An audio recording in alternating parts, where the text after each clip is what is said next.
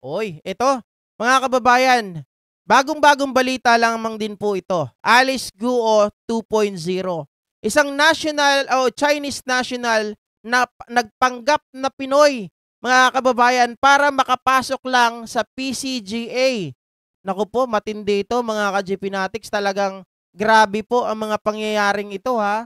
Talagang nung panahon ni Digong Duterte, mga kababayan, mga ka-GP Natics, kung naaalala nyo, kahit sa Philippine Auxiliary Force ay nagkaroon ng 36 na mga Chinese national na nagtrabaho doon na kung saan po ay ito ay talagang mahigpit na ipinagbabawal. Pero paano nakalusot? At ngayon mga ka-GP Natics, itong tao na ito ay nagpapanggap na isang Pinoy. Balik tanaw muna tayo mga ka-GP doon po sa pangyayari noon na itinatago ng nakaraang administrasyon, subalit datapwat nung nakaraang taon ay nahalungkat po ito ng gobyerno ni Pangulong Bongbong Marcos. Nakapasok ang 36 na Chinese sa auxiliary force ng Philippine Coast Guard na Bulgarian matapos maungkat ng isang mambabata sa pagdinig ng Kamara sa planong modernisasyon ng ating Coast Guard.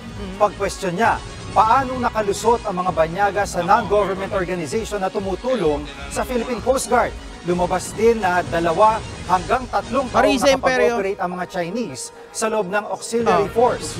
Sagot ng Coast Guard, matagal na nilang nadiskubre ito. Delisted o inalis na mga Chinese na voluntaryo raw pumasok sa Hanay. Kulang din daw ang mga ito ng kaukulang permit kaya tinanggal. Pinuri naman ito ng kongresista lalo't posible raw na mga espiya ang mga Chinese. Ngayong mainit ang tensyon sa West Philippine Sea. These Chinese who have been a member of the auxiliary of the Coast Guard have been performing perhaps spying duties dito sa atin and in the guise of being auxiliary members of the Coast Guard. So I'm glad that you have already taken an action by delisting them. Mga kapatid, Jiggy Manika. Ito nyo mga kababayan, sabi ko nga sa inyo, yung trabaho na yan sa Coast Guard, sa Philippine Auxiliary Force, talagang masasabi natin na ano ba tawag doon mga ka-GP Natics sa Tagalog? Napaka-importante at napaka-ano rin. Kumbaga, ito ay delicate, napaka-delikado, sensitibo na itong mga trabaho ng mga ito dahil pwedeng may makapag-infiltrate dyan, lalong-lalo na sa usapin ng West Philippine Sea, mga kababayan. Kaya siguro nalalaman nila kung ano yung next move na gagawin natin dyan sa West Philippine Sea. At ngayon, mga ka-GP Natics, ay puntahan naman natin yung balita hinggil po sa bagay na ito na tinatawag ni Riza Hontiveros na isang Alice Guo 2.0. Yes, Alex Guo 2.0 mga kababayan. Ito. Hontiveros flags Chinese traders PCG auxiliary role. Okay? Sabi niya dito, Senator Riza on Monday raised a national security alarm following the apprehension of businessman Joseph C., who allegedly misrepresented himself as a Filipino, revealing that he was appointed to the Philippine Coast Guard or PCG service in 2018. 2018 mga kababayan. Naalala ko na naman yung sinabi ni Bato, yung sinabi ni Digong, yung mga Chinese, pabayaan nyo yan. Pabayaan yung magtrabaho sila dito. At kapag illegal ang kanilang mga dokumento, gawing legal. Para makapagtrabaho. Yari ka! Diba? Yan ang sinabi nitong si Digong at itong si Bato de la Rosa. 2018, mga kababayan, parang talagang connecting or konektado doon sa mga Chinese na nagdamihan nung panahon ni Digong Duterte.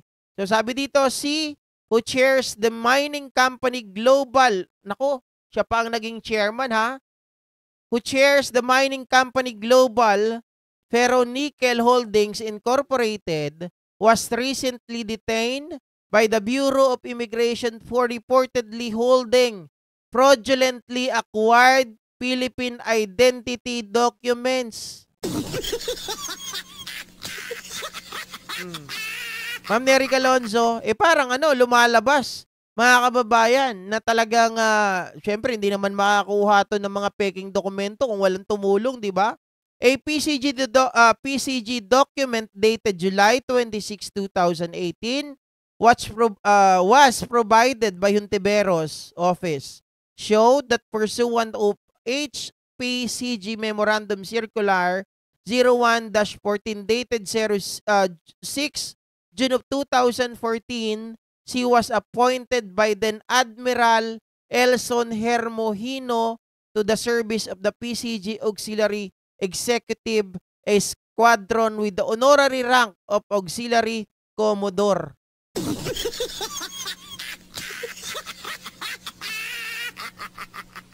Mga kababayan, 2018 po ito ha. July 26 to 2018. Siya po ay inappoint na PCG Auxiliary Executive Squadron. Ang kanya pong rank Auxiliary Commodore. Isang mataas na posisyon. Na alam naman natin, mga kababayan, isang banta sa national security kapag ang nakapasok ay banyaga. Diba? Tapos nakalusot ito, peke pala. Oh. Sabi ni Riza, he is like Alice Guo Part 2. He posed as a Filipino. He has a fake passport and a fake IDs. It seems that the loopholes in processing our nationality remains. While joining the PCGA is voluntary and non-government, it's still sad to imagine that she managed to access people and events where our national security can be discussed. Talagang mga kababayan, masasabi nating talagang banta ito sa national security dahil maraming mga bagay ang pinag-uusapan pagdating po diyan sa opisina na yan, pagdating po diyan sa institusyon na yan. Kumbaga mga ka-GPnatics, lalo na sa pandagat natin, 'di ba? Malamang sa malamang itong mga ito, yung mga nagtatapon po ng impormasyon sa mga Chekwa, 'di ba? Alice Guo is the suspended mayor of Bamban Tarlac linked to alleged Philippine offshore gaming operator Pogo hubs in her town with little public records of her past. Her identity and citizenship have been questions and Senate probes over possible ties with Chinese syndicates. Based on our source, she joined PCG in 2018. Kita nyo na? 2018. Hindi na kayo pwedeng malito dyan, mga kababayan, kapanahunan ni Digong, and receive an honorary rank under the previous administration. Yari ka! Ano to? Nakawala sa ilong ninyo? Duterte! Talagang mga kababayan, mga ka-GPnatics, parang pinapatunayan talaga nito na pabor sila talaga sa mga Chinese na kapag sinabi sa kanila, sige, papasukin mo si ganito dyan. Yari ka! He gained access not just the local government, but he also inched closer to the agency itself. The agency tasked go protect the security of maritime territories. When something gets passed through our institution and documents, our sovereignty is also access. Government, kailangan tanggapin ng local Mga government. kababayan, And that's something that we will reinstitute. Yun ang ibabalik natin. teka lang, ba't si Because Pangulong Bongbong Marcos the local nagpi-play government, dito? alam niyo naman ako, matagal ko na sinasabi. Pangulo, teka lang, ba't ka nagpi-play dyan? Di ba mga kababayan, nakakapagtaka, bakit ang pinapaboran or bakit ang mga nakakapasok, hindi pa sila di ba, grabe din po ang intelligence fund nung panahon na yon. Di ba? Hindi ba nila nakayanan na infiltrate or hindi ba nila nakita na itong mga taong ito ay mga Chekwa? Or talagang bulag-bulagan na lang, baka sila pa ang tumulong para mapalitan yung identity nito? Di ba, Jam? Oh. Yan talaga ang plano ni Digong, papasukin ng mga Chinese sa militar para madali niya makorner ang mga kasundaluhan natin. Kaya dapat meron si PBBM loyalty check sa buong AFP ng bansa natin. Hello po, Ma'am Sylvia Coronel. Grabe, napakadelikado nito mga kababayan. The agreement involved mining operations in Palawan, a sensitive and strategic location in the ongoing territorial dispute between the Philippines and China. What is the real agenda of Joseph C? Is he simply conducting business in Palawan, or is he there more to his operation than meets the eye? If this businessman is indeed a Chinese national masquerading as a Filipino, the Senate must immediately probe his affiliations, background, and the circumstances under which he obtained his Philippine documents. We should look into who enabled him and how deep his network goes. Tama, mga kababayan. Sino ang nagpapasok dito? Sino ang nagbacker dito? Sino ang nasa likod ng pagpaplant dito kay Joseph C. sa PCGA, mga kababayan? Diba? According to reports, BI operatives arrested si Ninoy Aquino International Airport on August 21 for allegedly misrepresenting his citizenship. Biruin nyo, ngayon lang ito nahuli, na peke pala yung kanyang citizenship. Tapos, yung nakaraang administrasyon, in-accommodate pa ito para magkaroon ng posisyon.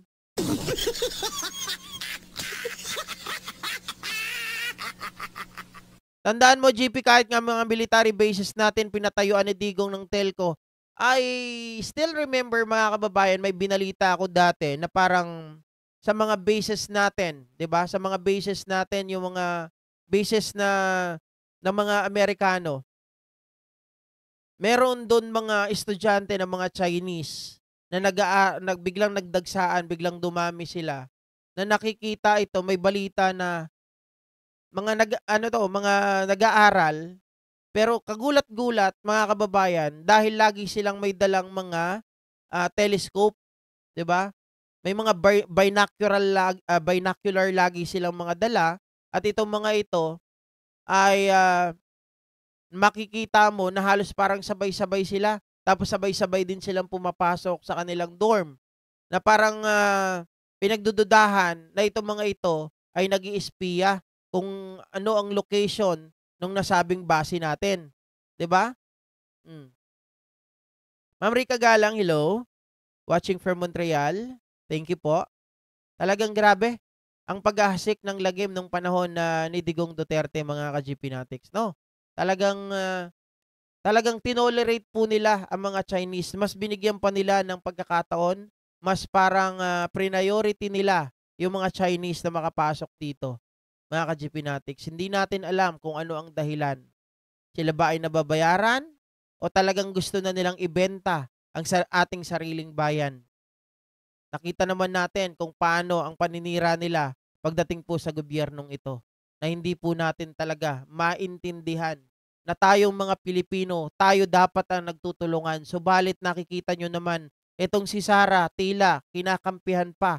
Itong mga senador natin, tila kamping-kampi pa doon sa mga banyaga na yan, na talagang masasabi natin sinasaktan ang ating mga kababayan. Maging itong si Robin Padilla, na sinisisi niya pa ang maling pagmamaneho daw ng ating PCG, kaya namatay daw po ang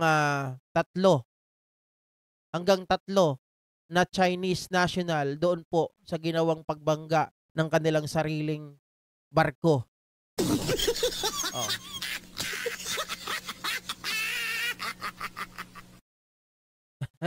Alam ko na parang umpisa ng pamagat mo, Go Philippines. Thank you. Diyos ko. Mga kababayan, wala na talaga.